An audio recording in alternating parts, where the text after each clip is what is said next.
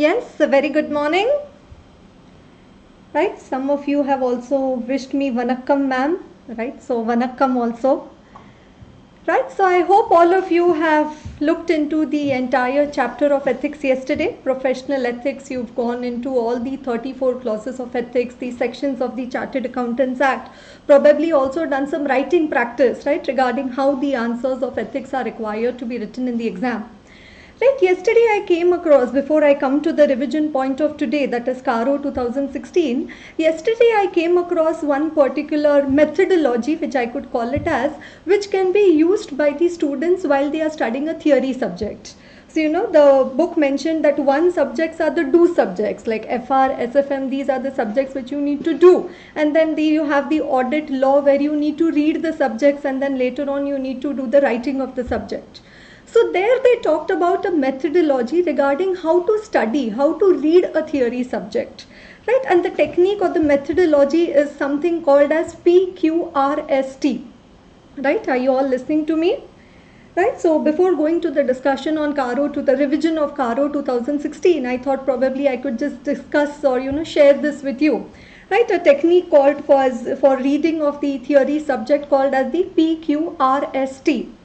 Right, so I hope everybody knows what am I talking about. Okay, right, so the P in that technique of PQRST stands for preview. It says any chapter, any topic in which you are starting to study, first you need to preview that chapter. That is, look into the headings, look into the subheadings. It's like, trailer regarding what all is included in this particular chapter. That is the P for preview. Then after that, it says Q stands over there for the questions. So all the headings, subheadings which you have seen, you think of okay, what could be the possible question which could be made out of this. Right, and say at the end of the chapter also a few questions would have been given. Right, so you look into the questions. What could be the probable questions? So first P stands for you preview the chapter. Next Q stands for you think of the questions which could be formed from the different headings and subheadings of the chapter. Right, then after that we come to the R. R is now the reading. Right, so reading, effective reading, obviously not a novel or a newspaper reading. Right, reading means understanding the concept, understanding if a question is asked how the answer is to be written. Right, so that is the R for the reading. Right, so P for preview, then Q for questions, then R for review, and then after that S is for self-recite. So whatever you have read in the book right now probably you just shut down the book, close the book or close your eyes and just try to recall whatever you have read in the book. Right, so that is self-recite. So that is you try to remember and see whether you've memorized it, try to recall it, whatever you have read in the book, right, read in that particular chapter. So that is the self-recite. Right, and then the last one is over there, PQRST. Then T over there stands for you test now. That whatever questions are there at the end of the chapter or whatever questions you had created out of the heading or the subheading, are you able to answer those questions? Right, so I thought maybe just let me share this, what I came to know about a study methodology for a theory subject called as the PQRST technique. Right, what does the PQRST stand for? P for preview, then Q for the question, then after that the R for the reading, S for the self-recite, and then the T for the testing, that whatever you have studied in the chapter, are you now able to answer the questions. Right, so probably next time when you study a theory subject, you could use this method and then tell me your feedback that how effectively is it working for you or no. Okay, right, so now coming to CARO 2016. I think before I revise the chapter with you, already in the chat the chapter has been discussed. Right, the applicability of CARO, okay, then after that the 16 clauses of CARO 2016, all has been discussed. Okay, right, not self-recite, okay, it is self-recite, R-E-C-I-T-E. Somebody has written over there, right, Amara, yes, Amar, you have written over there self-recites. It is not self-recites, it is self-recite, recitation, like you recite a poem.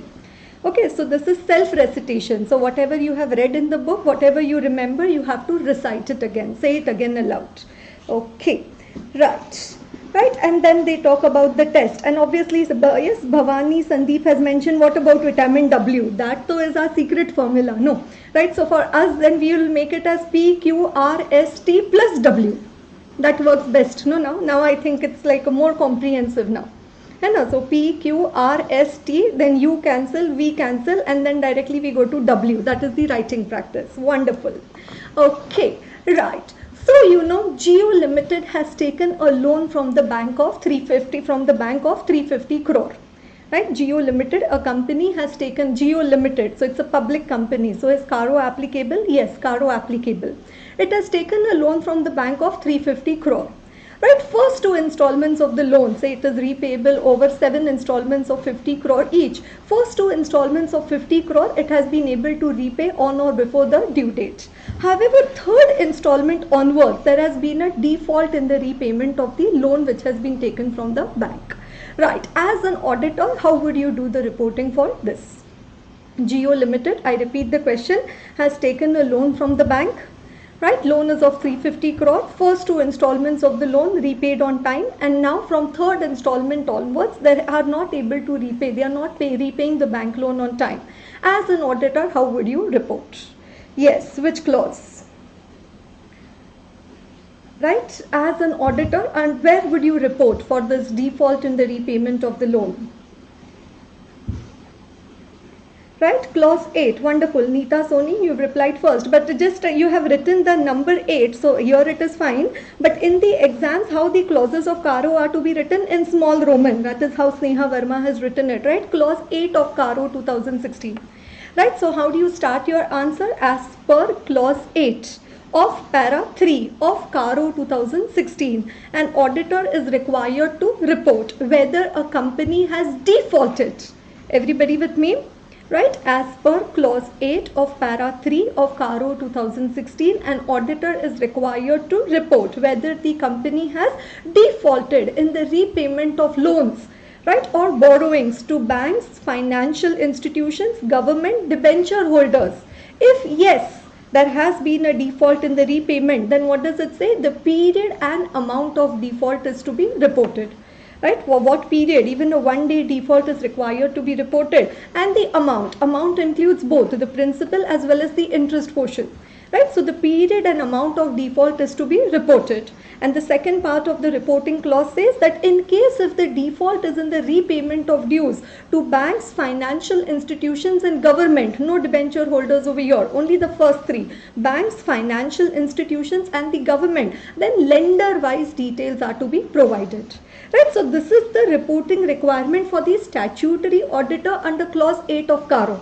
Additionally, a company, the management, while preparing the financial statements as per schedule 3, right, to the Companies Act, in the notes to account, the management is required to disclose the details of the terms of repayments of loan, right, and the interest and principal amount thereon, and the period and amount of continuing default, if any, in the repayment of such loans. Right, what is also a schedule 3 requirement which you need to mention in your answer in this case, that the company, the management is required to disclose in the notes to account also the period and amount of continuing default in the repayment of the loans. Right, so management will disclose in the notes to account what the period and amount of continuing default as per schedule 3 requirement. An auditor will report the same in his audit report under clause 8 of Caro 2016.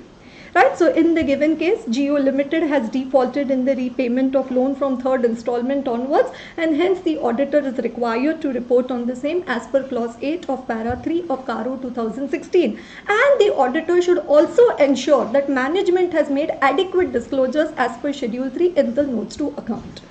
Right, so management also, whether they have made the disclosures, auditor you need to check for that. Right, is it clear to everyone? Clause 8 of para 3 of Caro 2016.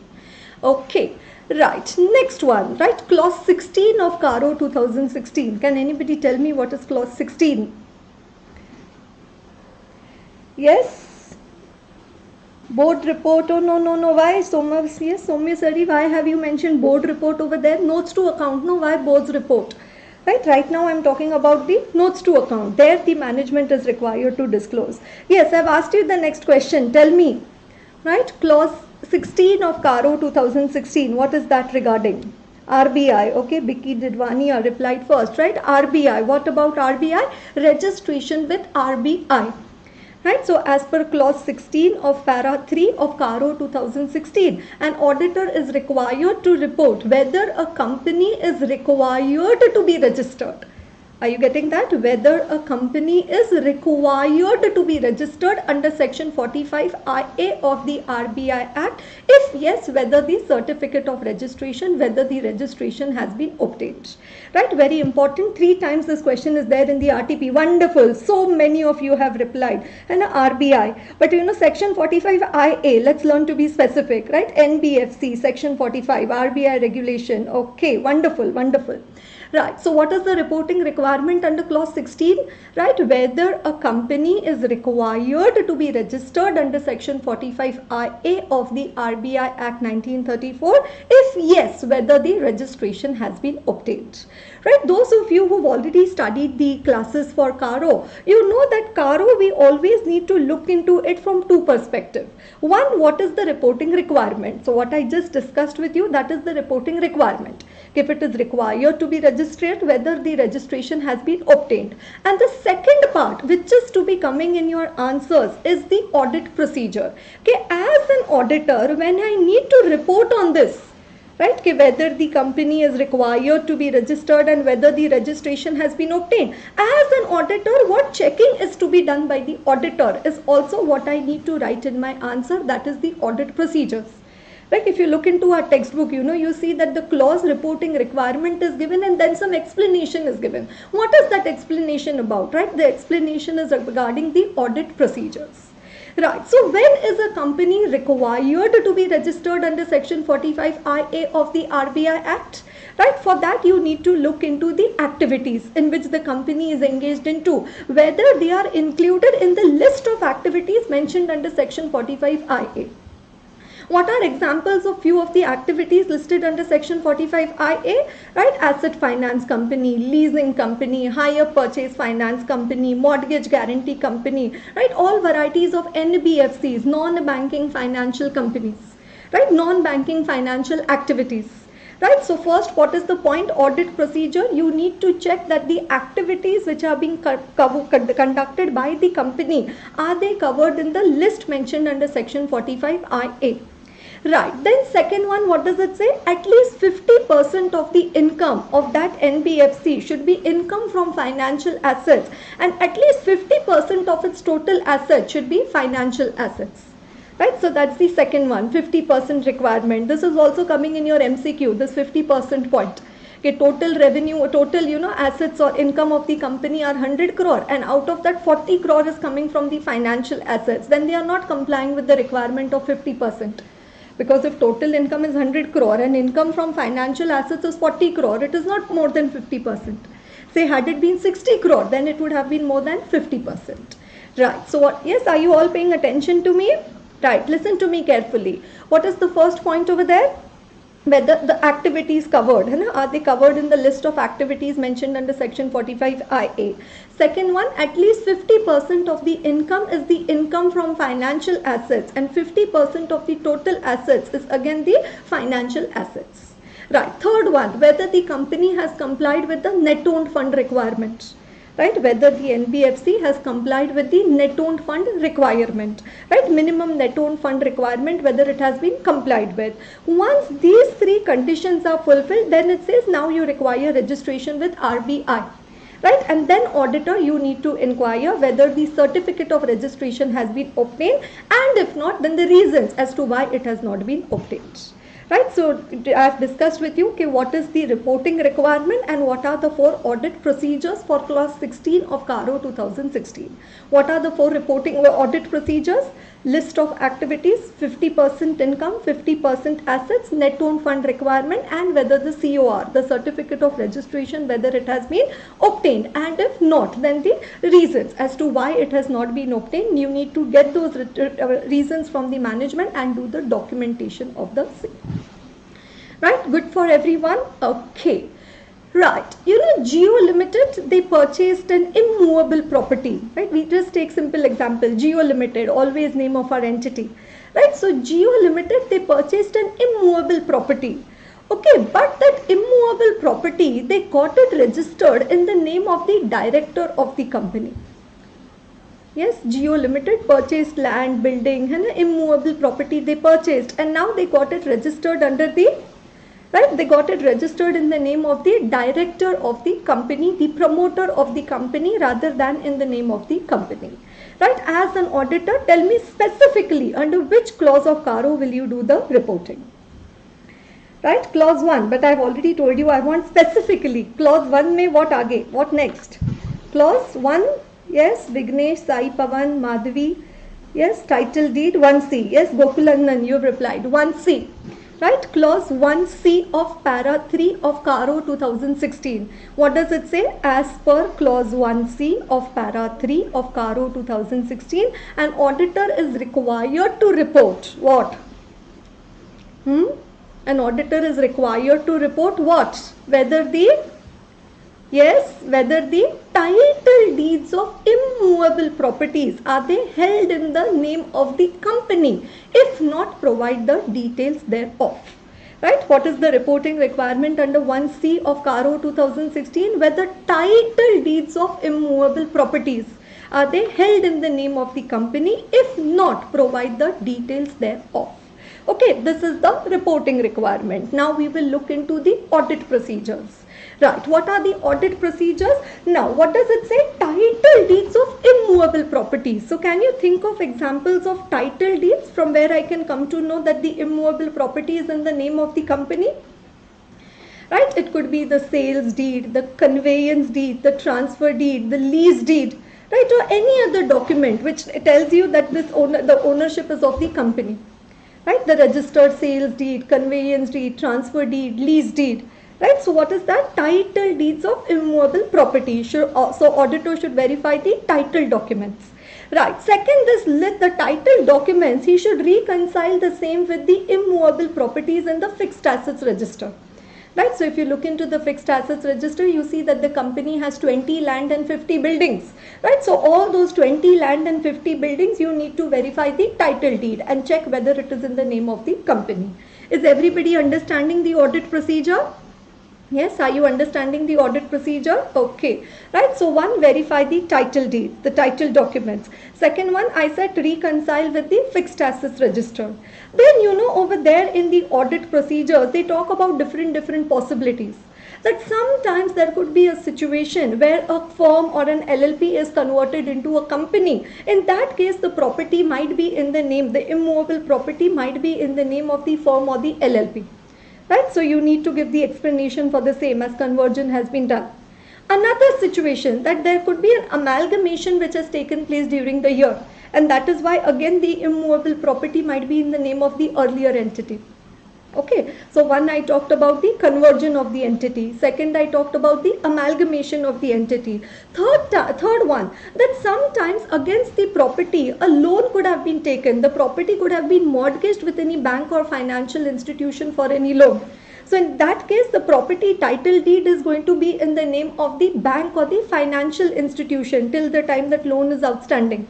So in that case, the auditor should obtain a confirmation from that bank financial institution that yes, that the property has been mortgaged with us for so and so loan taken by the company. Are you understanding? So that is mortgage, you know, mortgage of property with any bank financial institution. Then sometimes there could be a situation where the property title deed is lost or accidentally destroyed or so. Right, so in that case, you need to make the inquiries of the management, and if it is lost, you also need to check the copy of the FIR which would have been filed for the same. Right. There could also be a situation that there could be a dispute regarding the ownership of the property. You know, two brothers, Ram and Lakhan, both of them are saying, no, my property. Yes, Karan Arjun saying, no, my property. Right, so there could be a dispute regarding the ownership of the property. Right, so in that case, again, you need to discuss with the management and make a suitable mention of it in your audit report. Right, so these are the audit procedures. Okay, right, so in my question right now, what did I say? Jio Limited purchased an immovable property, but it is in the name of the director of the company. Right, so first you'll write as per clause 1C of para 3 of Caro 2016, an auditor is required to report whether the title deeds of immovable properties are held in the name of the company. If not, provide the details thereof. Right, the auditor should verify the title documents. He should reconcile the same with the fixed assets register. right? That to check whether they are held in the name of the company.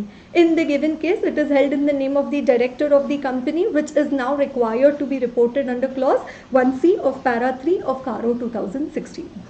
Right? Everybody, are you understanding that? Title deeds of immovable properties, very important one. Okay, right. What is clause 6 of para 3 of CARO 2016? Are you all paying attention? Yes. Charge against loan, detailed discussion with management. Wonderful, wonderful, right? Court application. Okay, right? Yes, would you tell me what is clause 6? Easy one. Of para 3 of CARO 2016, right? Verify title deed. Okay.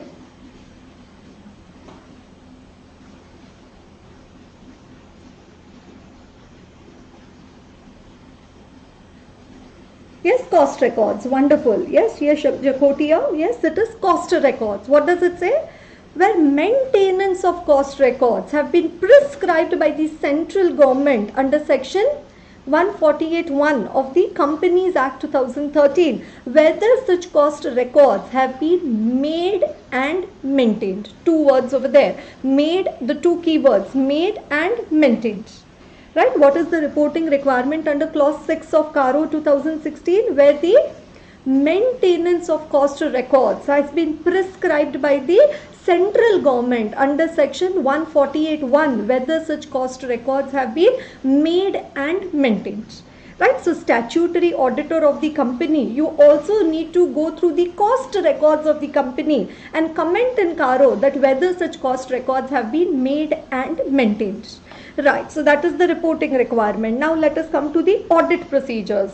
Right, what do you mean by cost records? Right, we know books of account is what? Cash book, trading account, balance sheet.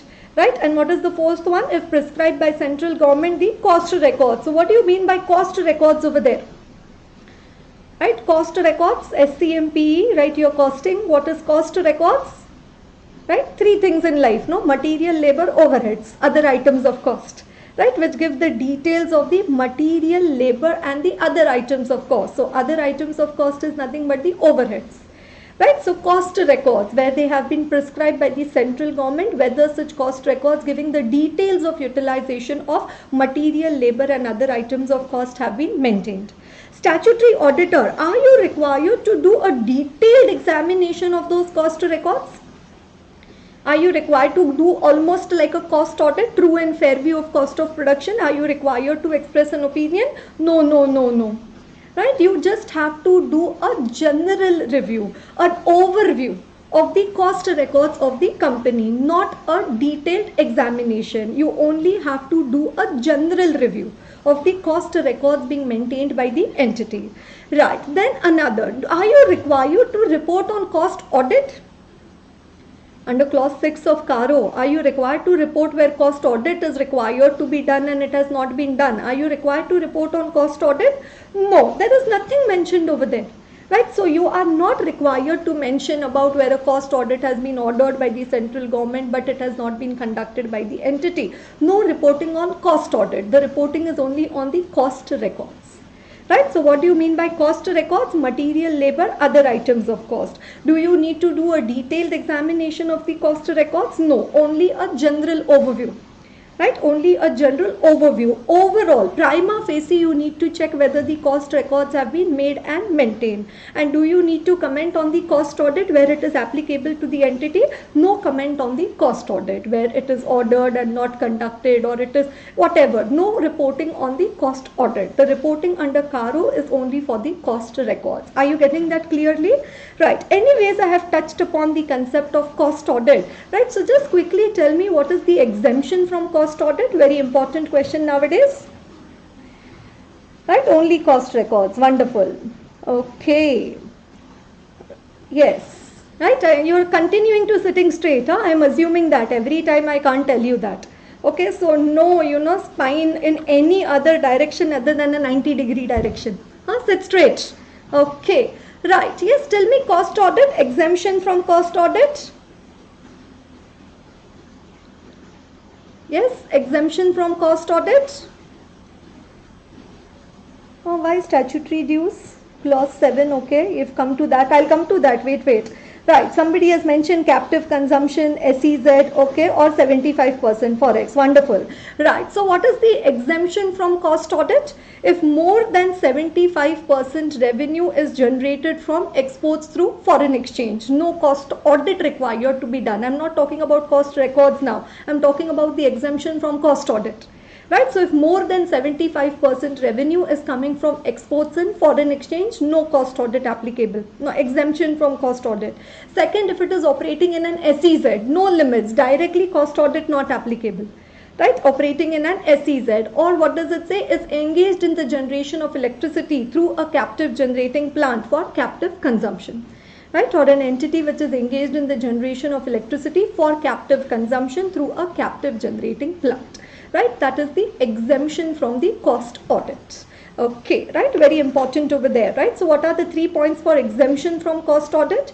Revenue from exports is more than 75% of the total revenue in foreign exchange, operating in an SEZ, or is engaged in the generation of electricity for captive consumption through a captive generating plant. Okay, right, next one. Let me come to clause 5 of para 3 of CARO 2016. What is clause 5? Yes, what is clause 5? Wonderful. Right, so many of you writing the answer. Sadhu Sampath, yes. Akshay Jairam, right. SEZ, okay. Right, what is clause 5? You should have the early bird advantage, no? You should be the first one to reply. Right, what is clause 5 of para 3 of CARO 2016? 75 se zyada export. Oh my God. Now, how will you interpret that in the exam into English? Okay, public deposits. Yes, deposits from public. Wonderful. Now the flow of those points is coming. Deposits, deposits, deposits. Okay, my chat is filled with deposits now. Wonderful. Right, so what is clause 5? It is regarding the deposits from public. Right, so as per clause 5, right, I'm assuming you're paying attention, huh? Okay, as per clause 5 of para 3 of CARO 2016, an auditor is required to report whether the company has accepted deposits. Right, whether, if it has not accepted deposits, most of the companies, it says, as the company has not accepted deposits, reporting under clause 5 is not applicable. Right, auditor would report that way. So whether the company has accepted deposits from the public, then yes, whether the provisions of section 73 to section 76 of the Companies Act 2013 and any other relevant provisions have been complied with, the rules framed thereunder, that is the company's acceptance of deposit rules, right, the RBI directives. Right, so point 1, whether the company has accepted deposits. If yes, then whether it has complied with section 73 to section 76 and any other relevant provisions of the Companies Act, the rules framed there under the RBI directives. So whether it has complied with these 3, and if not complied with these 3, then what does it say? State the nature of the contravention. Right, then in that case you need to state the nature of the contravention regarding which of these have not been complied with. And any order passed by whom? NCLT, CLB, RBI, court, tribunal, at least whether that order has been complied with or not. So you have not complied with the provision, that means there is a contravention. So state the nature of the contravention. And when there is a contravention, there could be an order passed. Right, so if there is an order passed by NCLT, CLB, RBI, court or tribunal, at least whether that order has been complied with or not. Right, at least whether that order has been complied with or not. Right, so what is clause 5? Whether the company has accepted deposits. If yes, whether it has complied with provisions of Companies Act, the rules framed there under the RBI directives. If not complied, then state the nature of the contravention and any order passed by NCLT, CLB, RBI, court, tribunal, at least whether that order has been complied with or not. Right, so as an auditor, I need to understand from the management their system for accepting deposits, their internal control system through which they are tracking regarding what is the due date for the repayment of deposits and whether they are being repaid on or before the due date. Right, I need to check the efficacy of the system being used by the management. I need to check the effectiveness of the internal controls being used by the management for the repayment of deposits on or before the due date. then also whether they have a proper system for acceptance of the deposits. Right, and if there is a contravention, make inquiries of the management regarding the nature of the contravention. Also ask management whether any orders have been received, and if they have been received, whether the same have been complied with or not. Right, is that clear to everyone? Right, now coming to Nidhi Company. Right, you will tell me Nidhi Company, which clause? Right, Nidhi Company. Right, now coming to the next one, right? Company accepted deposits, okay, Vinod Kumar, okay, then Maitri Nandan, deposits, okay, wonderful. Now tell me next one. Yes, Nidhi Company, which clause? Nidhi Company, okay, all these are there in Caro 2020 also, all these clauses, only like Caro 2020 is a higher version, wonderful, yes, Jakotia, right, clause 12, you are like the early bird advantage, always first. Wonderful. I hope in rank also, in marks also, you should come first. Okay. Rather, I want every one of you, mainly now in July 20, that you should get 20 more marks than originally what you are, deserving to get. Like say, generally, if your capacity is to get 40 marks, now you should get 60 marks. Why? Because 3 months bonus time yaar. अगर ये नहीं किया तो life में क्या किया फिर? And if you don't get that bonus, only 20, I should not say only, I know it's very painful, but then you should get some extra marks. No, I just think, now instead of May, when the attempt is in July, will it so happen that the passing percentage for CA final will increase to 40% or something like that? Just a vague thought which came to my mind, because, if all of you continue to study, but looking at the response to the live session, it looks like that you are all studying. But then that should also be seen in the results which will be declared by ICAI. Okay, right, so now you keep a target. Whatever was your original target, now you do plus 20. If you targeted, you will get 60 marks in audit, exemption in audit, now it has to be 80 in audit. Okay, right, let's come to clause 12. Right, what is clause 12? It is regarding the Nidhi Company. Whether the Nidhi Company has complied with the requirement of net owned funds to deposits in the ratio of 1:20 to meet out the liability. Right, what are the 2 points? The auditor is required to report in case of a Nidhi Company whether the Nidhi Company has complied with the requirement of net owned funds to deposits in the ratio of 1:20 to meet out the liability.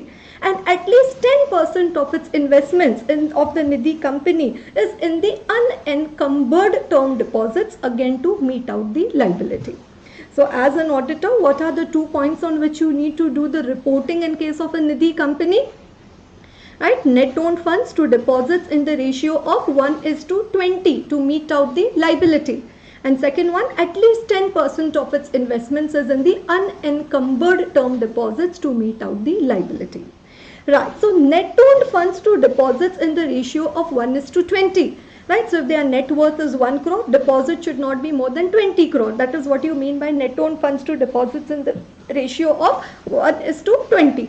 Right, so you need to ask the management to provide you with the computation. Right, you need to ask the management to provide you with the computation. Right, then what will you check? Net owned funds. How do you calculate the net owned funds of a Nidhi Company? Equity share capital plus free reserves minus accumulated losses minus intangible assets. Preference share capital not to be considered. Are you all with me? Equity share capital plus free reserves minus the intangible assets and the accumulated losses. That will give you the net owned funds of the Nidhi Company, and that is to the deposits, and deposits, fixed deposit, recurring deposit and the saving deposit. Right, so you need to take the total of the total fixed deposit, savings and the recurring deposits which have been kept by the Nidhi Company, and that ratio should not exceed 1:20. It should be maintained at 1:20. Right, so net owned funds and also the deposits. You need to check what is included in the amount of net owned funds and while calculating the amount of the deposit liability. And at least 10% of its investments in the unencumbered term deposits. Unencumbered means free of any charge. That has not been given as a loan taken against those. That's not given as a security for any loan taken by the Nidhi Company. And unencumbered, that means free of any charge. Right, so at least 10% of its investments is in the unencumbered term deposits to meet out the liability. right? So that is regarding the clause 12, which is regarding the Nidhi company. Okay, now Mio Limited, Geo Limited we've done, now Mio Limited. Okay, Mio Limited has a lot of employees, say some 5,000 employees working in their organization, and you know the Provident Fund, when an employee contribution, employer contribution to the Provident Fund is required to be done on a monthly basis on or before the due date. Right, so say their PF contribution for this month, the amount is coming to 5 crore, just as an example. Right, what is the liability of Provident Fund? Yes, which is coming for Geo Limited in this month, 5 crore. Okay, and on or before the due date, Geo Limited has only paid 4 crore out of it. Right, so what was their liability? 5 crore. How much have they paid out of it to the Provident, to the PF trust or so, or to the authorities? Only 4 crore. As an auditor, how would you report? Right, wonderful. Clause 7. Clause 7A, Manoj Reddy, right? That's more specific. Right, Gokulandan, it's not clause 8. Clause 8 is what? Repayment of dues. Now, we started with clause 8 only. So, we are talking about clause 7, which is regarding the current accounts not allowed. Naveen Chand, yes, current accounts, what are you saying? Okay. Right, so we are talking about the clause 7 of para 3 of CARO 2016, which is regarding the statutory dues, one of the very favorite clauses from CARO for the institute. Right, questions being asked by the institute. Right, so whether the company, now clause 7A, and you also have the clause 7B. Right, what is clause 7A? Whether the company is regular. Right, so here you have to comment on the regularity of the payment of the undisputed statutory dues. Right, so whether the company is regular in depositing the undisputed statutory dues, including income tax, sales tax, VAT, GST, cess, right, or any other such statutory dues, right, with the governmental authorities on or before the due date, and all those undisputed statutory dues which are outstanding as on the date of the balance sheet for a period of more than 6 months from the date they became payable. Right, so clause 7A requires reporting on two things. One, the regularity of payment of the undisputed statutory dues, right, and second one, those which are outstanding, undisputed, which are outstanding as on the date of the balance sheet for a period of more than 6 months from the date they became payable. Right, so undisputed, but it is outstanding for more than 6 months from the date it became payable. Right, so that means all statutory dues which are outstanding on or before 30th of September of that financial year. Because say since 30th of July 2019, company had to pay the Provident Fund, and now it is say 31st March 2020. Right, so since July they had to pay. So August, September, October, November, December, January, February, March. Is it more than 6 months? Yes. Right, so it could be many previous years also. More than 6 months, undisputed statutory dues, you need to do the reporting under clause 7A of CARO 2016. Right, so 7A, what are the 2 points? Regularity of payment and more than 6 months. Okay, then clause 7B, which is regarding the disputed statutory dues. Right, where the dues have not been deposited in with the government on account of any dispute.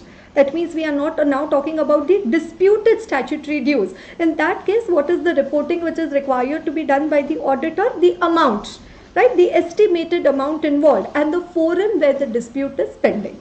Right, so what is the amount of dispute going on and where is the dispute right now? Supreme Court, High Court, CESTAT, CIT, DCIT, right? Where is the dispute right now? At which forum? And then there is a sentence given over there in the paragraph, a mere representation to the department does not constitute a dispute. Why? Because the company needs to go into appeal for it to become a disputed statutory due. Right, so for disputed statutory dues, what are the 2 points of reporting? One, the amount involved. Okay, what is the amount of dispute? It's like, you are saying you have to pay service tax of 10 crore and department is saying, no, you have to pay service tax of 18 crore. Right, so that's the amount involved in the dispute and the forum where the dispute is pending, and a mere representation to the department does not constitute a dispute. Right, coming back to my question, I told you Mio Limited had to pay Provident Fund of 5 crore, but they only paid of 4 crore. So as an auditor, where do you need to report? Right, everybody with me? Right, when such a question is asked regarding the statutory dues in the exam, from the suggested of ICAI, what I have noticed is that they don't directly go to as per clause 7 of CARO 2016. है ना. Where do they start with? Now listen to me carefully. If you have a pen and paper in front of you, you can keep on making a note of the points. Right? You need to start with, as per SA 250, consideration of laws and regulations in an audit of financial statements. The primary responsibility for the compliance with the laws and regulations rests with the management. Because Provident Fund, it's a law, no? It's a statutory due. So obviously it is bound by some law. Right? So for all statutory dues, this is the standard template of what we need to write in the answer. Right? So as per SA 250, the primary responsibility for the compliance with the laws and regulations rests with the management. Auditor's objective, as per SA 200, the overall objective of the auditor is to obtain a reasonable assurance that financial statements are free from material misstatement, whether due to fraud or error. I know this sentence is like in your DNA. Okay, right, so reasonable assurance that financial statements are free from material misstatement, whether due to fraud or error. Full stop. Don't write full stop, draw, make a dot. Okay, right, due to the inherent limitations of an audit. Right, third sentence. First sentence I told you 250. Second 200 ka first sentence, overall objective. Second sentence, due to the inherent limitations of an audit, there is an unavoidable risk. What did I say? Due to the inherent limitations of an audit, there is an unavoidable risk that some material misstatements may not be detected. Right? Some material misstatements may not be detected, even though if the audit has been planned and performed in accordance with the standards on auditing. Right, then SA 705, then after 200 ka 2 sentence over, fourth sentence which we go to, as per SA 705, if during the course of audit, the auditor identifies instances of non-compliances with the laws and regulation, he is required to modify his opinion. Right, so during the audit, if you find out any instances of non-compliance, you need to report, report the non-compliance in accordance with SA 705 by way of modifying your opinion. Right, so that is first from the standards 250, 200, 705. Now, as per section 128 of the Companies Act 2013, a company shall be considered to be maintaining proper books of account if they give a true and fair view and are kept under the double entry system of accounting and the accrual basis of accounting. What is important for me over here is the accrual basis of accounting. So statutory dues, you don't need to account for it in your books of account of a company when you pay it. You have to account for it whenever it is due, because you have to follow the accrual basis of accounting and not the cash system of accounting. Because cash system is not allowed under the Companies Act 2013. Right, only mercantile system, accrual basis of accounting is allowed. Right, so as per section 128 of the Companies Act 2013, a company shall be considered to be maintaining proper books of account if they give a true and fair view and are kept as per the accrual basis and the double entry system of accounting. Right, then next one, as per section 43B of the Income Tax Act 1961. So now first we did some standards, we mentioned some standards, then we went to section 128 of Companies Act. Now we are talking about as per section 43B of the Income Tax Act 1961. Right, certain deductions are allowed only on actual payment basis. We call them as the 43B payments only. Right, certain deductions are allowed only on actual payment basis and statutory dues is one of those. So under Income Tax Act you get deduction for a statutory due only on the payment basis. Then after mentioning the standard and Companies Act and Income Tax Act, next now you say as per clause 7A or as per clause 7B of CARO 2016, depending upon whether the question is on the undisputed statutory due, disputed statutory due or both. You're listening to me, right? Right, so now you need to mention the, depending upon what the question is on, undisputed, disputed, right? The clause 7A, clause 7B or both. Then you write down in the given case what has happened. Right, the company was required to pay PF of 5 crore. However, due to financial crunch, the company has been able to pay only an amount of 4 crore. Right, you could yes, you mentioned that, and hence the auditor is required to report the same as per clause 7A of CARO 2016 that the company is not regular in depositing the undisputed statutory dues. And this does not look to me a situation of more than 6 months, because I told you that month they have not paid, they have not specified the time period. Right, so that is why that more than 6 months will not come over here. Right? Sometimes in the case study over here, they also say that, income tax appeal has been filed by the company for an amount of 150 crore. Right? So that comes under the disputed statutory dues, where it is the amount involved and the forum where the dispute is pending is required to be mentioned. Right? Is everybody understanding? Clause 7 of CARO 2016. What is clause 7? Right? It is regarding the statutory dues. Right. Next one. Let's come to clause 13. Right? Opening ceremony awaited. Vaibhav Gaming. Okay. Value added now. Okay. Neha Joshi has put her hands up. What happened, Neha? Okay. Disallowed. When they ask for 4 marks, do we need to mention all the points you said now? Yes. Right, but in a brief manner. What if asked specifically on CARO? Right, specifically on CARO, still this is the background which you need to give in your answer. 250, 200, 705, 128. Yes, as Komati Sarasi, you've mentioned it correctly, the list entirely. Okay, RPT. Yes, related parties. So now I've got the answer for the clause 13, which is regarding the related parties, right? So we've seen question 2 times, right? To be asked in the exams from, put in the RTP from related parties, yet to be asked in the exam. Right? So related parties, clause 13, 2 to 3 times I've seen a question in the RTP on this one. Right? Related parties as per clause 13. Of para 3 of CARO 2016, an auditor is required to report whether the transactions with the related parties. So now, though it is one clause, it has 2 parts in it. Whether the transactions with the related parties are in compliance with section 177 and 188 of the Companies Act 2013. And the details of these transactions, have they been, the details of the related parties and the transaction, have they been disclosed in accordance with the applicable accounting standards? Right? So what is the reporting requirement under clause 13 of CARO 2016? Whether the transactions with the related parties, are they in compliance with section 177 and 188? And whether the details have been disclosed in accordance with the applicable accounting standards. Can anybody tell me what would be the applicable accounting standards over here? Right, AS 18 and Ind AS 24. Right, AS 18 or the Ind AS 24. Right, so whether the transactions are in compliance with the provisions of section 177 and 188. 177 audit committee. Right, so whether audit committee approval has been obtained for the related party transaction, and 188 related party transaction, which gives the definition of what would constitute a related party transaction.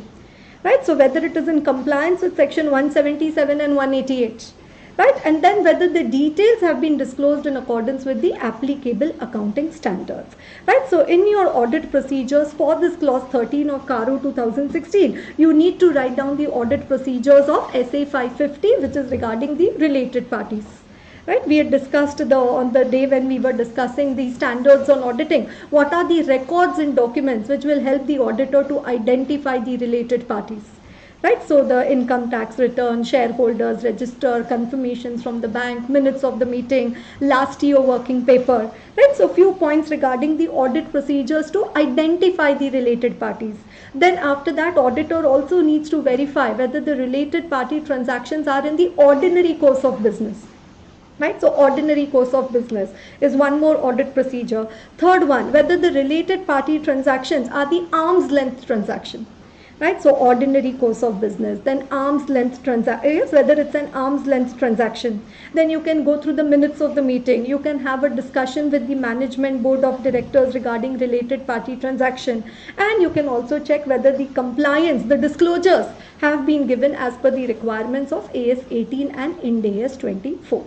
Right, so one important takeaway which I want you to keep in your mind whenever you study CARO is regarding you need to keep 2 dimensions. It has to be a 2-dimensional study. One, what is the reporting requirement, and second, what are the audit procedures. Okay, right. A Private Limited is a subsidiary of a listed entity having a turnover of 7 crore. Is CARO applicable? Right, next question. I've discussed with you clause 13. Now I'm coming to the Next question, a private limited is a subsidiary of a listed entity having a turnover of only rupees 7 crore. Is Caro applicable or not applicable? Omnibus approval, okay.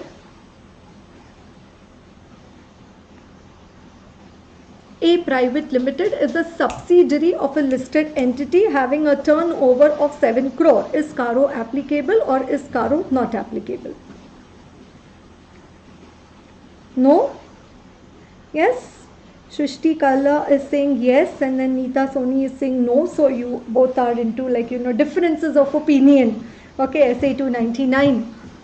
So the joint auditors having a separate opinion may report separately, not bound by the views of the majority of the joint auditors, and each of the joint auditor can make a reference to the other joint auditor's report in his audit report.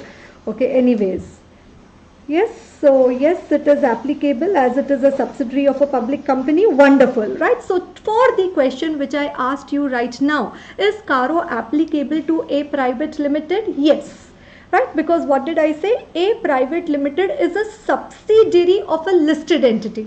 Subsidiary of a listed entity, that means the holding company is a public company. So when holding is a public company or a subsidiary is a public company of a private company, to that private company, Caro is always applicable. Right, so in that case, I don't need to check the limit of paid up share capital, reserves and surplus, and the borrowings and the turnover, right, the revenue.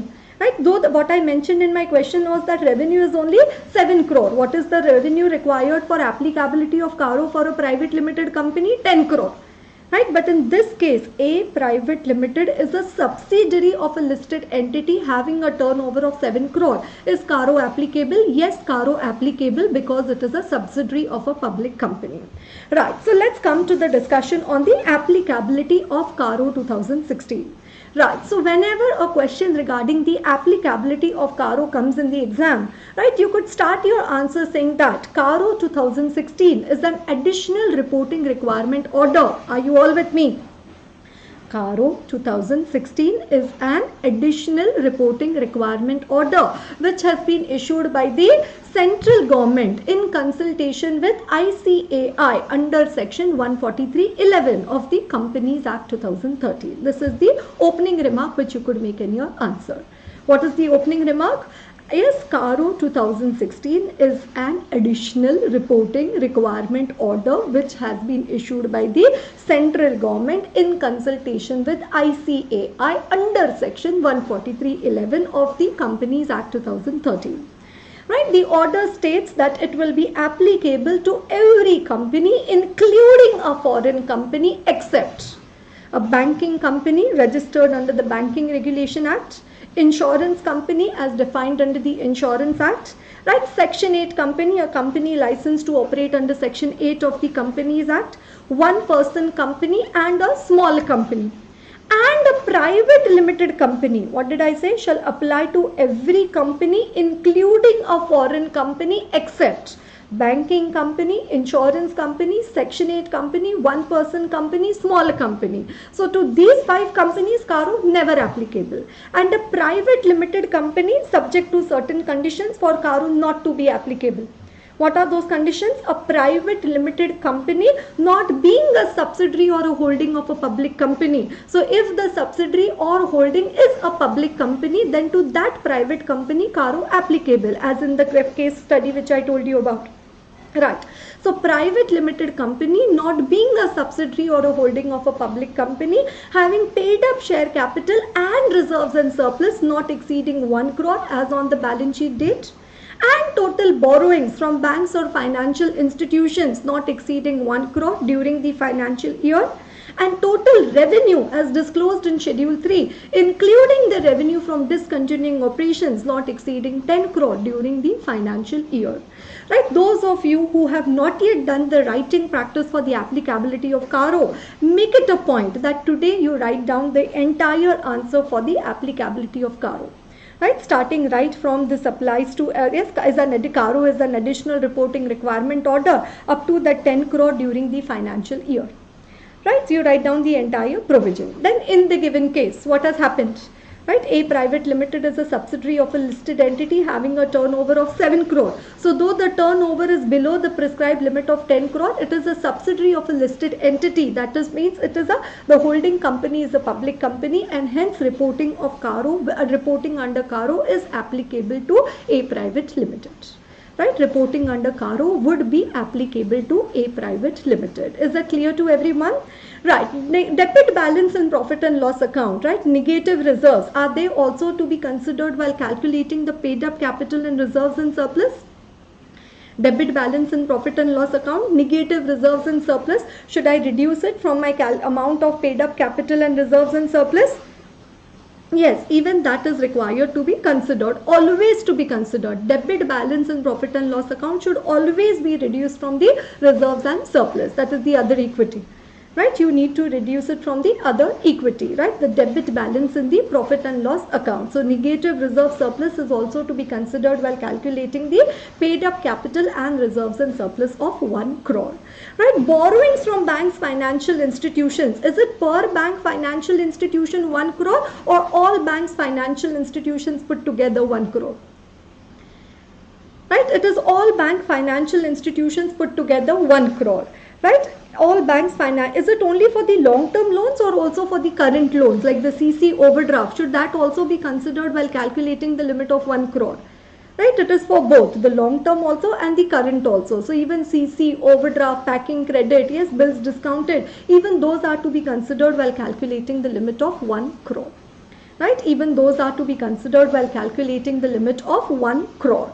Right, so if we summarize, what are the 16 clauses of Caro 2016? Right, we have clause 1, which is regarding the fixed assets.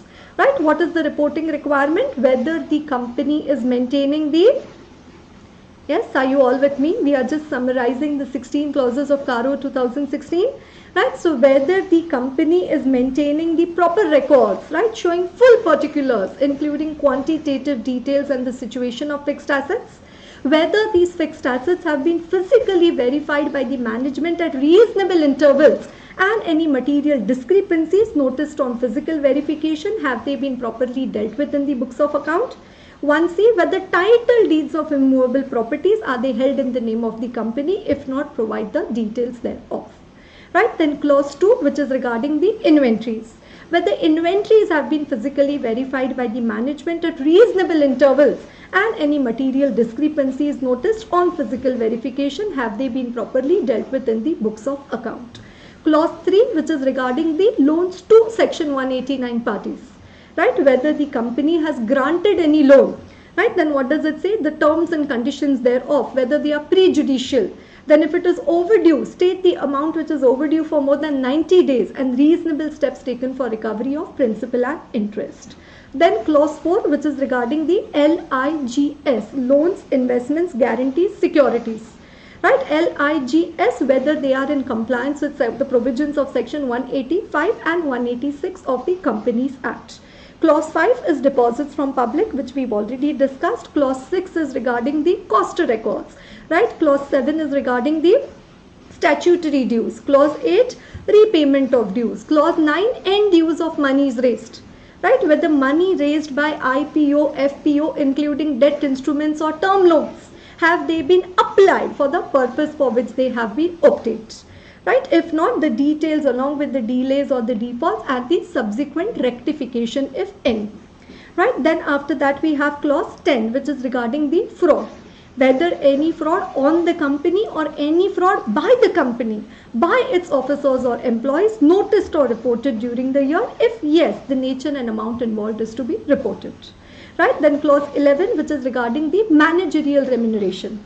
Right, whether managerial remuneration has been paid or provided for, right, in accordance with the provisions of section 197 read with schedule 5. If not, state the amount involved and the steps taken by the company for securing refund of the same.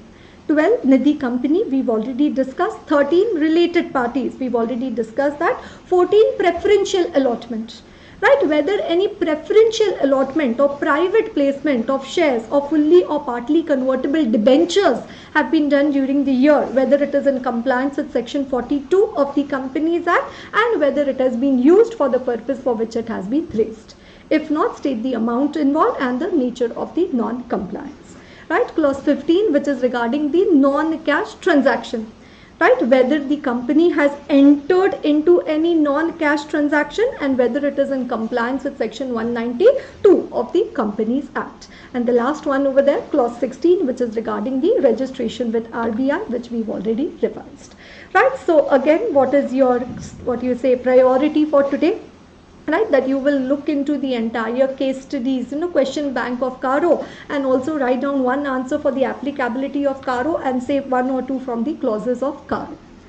Right, clear to everyone? Okay, and again what I discussed with you in the beginning, maybe you can try adopting that methodology and tell me how did you find it. Right, the methodology to study a theory subject called as the PQRST, and then we also added a W over there. Right, so the P stands for preview. Right, then the Q stands for the question, R stands for reading, then the S stands for the self-recite, and then the T stands over there for the test, and last one, then you do the writing practice, right? So P, Q, R, S, T, W. Okay, right, so tomorrow our revision is planned for the chapter of the tax audit, right, the form 3CD. Right, and 11:30 today we have the inter-audit revision starting. Right, so again somebody has asked in the chat, that whether we should also attend that. Certainly it will improve the quality of your answers and your audit terminology and your basic concepts. Somewhere you would have missed out. Yes, you can certainly revise it over there. Right, so I see you all tomorrow morning at 10 o'clock. Yes, wonderful.